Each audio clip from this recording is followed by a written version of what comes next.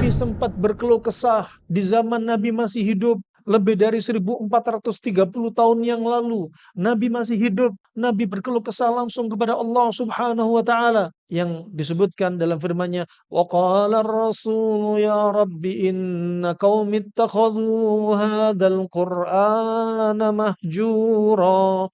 Kata Nabi SAW, ya disebutkan bahwasanya Rasul berkeluh kesah, "Ya Rabb, sesungguhnya kaumku ya Rabb, kaumku ya Rabb telah menjadikan Al-Quran sesuatu yang ditinggalkan, sesuatu yang dijauhi." Ini Allah menyebutkan bagaimana Nabi berkeluh kesah di zamannya masih hidup. Coba kalau Nabi hidup di zaman kita sekarang, bakal mengeluh lagi dan banyak mengeluh kepada Allah, lapor kepada Allah Subhanahu wa taala.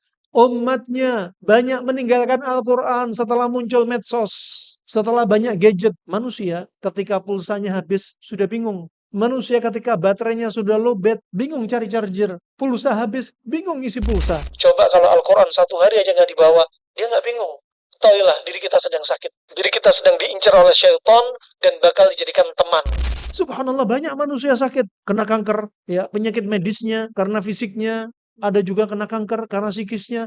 Ada yang kena kanker, ada yang gagal ginjal, gagal jantung, ada yang autis, hiperaktif, ada yang autoimun, ada yang GERD, ada yang schizofren, ada yang gila.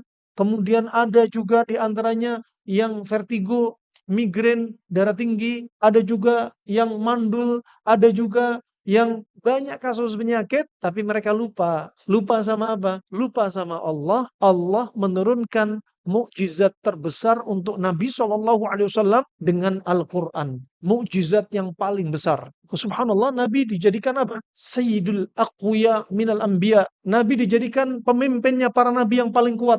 Penutupnya para Nabi yaitu Sallallahu Alaihi Wasallam. Dan Nabi juga diturunkan mukjizat yang paling besar. Bayangkan, kalamullah, satu-satunya di muka bumi, di atas permukaan bumi ini, dari daratnya dan lautnya, yang bukan makhluk, satu-satunya hanyalah Al-Quran yang dibaca. Dan yang dibaca ini adalah kalamnya Allah. Dan kalamnya Allah bukanlah makhluk. Kalamnya Allah adalah sifat Allah. Dan sifat Allah lengket pada zatnya Allah, menempel pada zatnya Allah, dan dia bukan makhluk. Bayangkan kalau kita membaca Al-Quran, kita berlindung kepada Allah dengan melalui perantara kalamullah, setan pun sampai menjauh.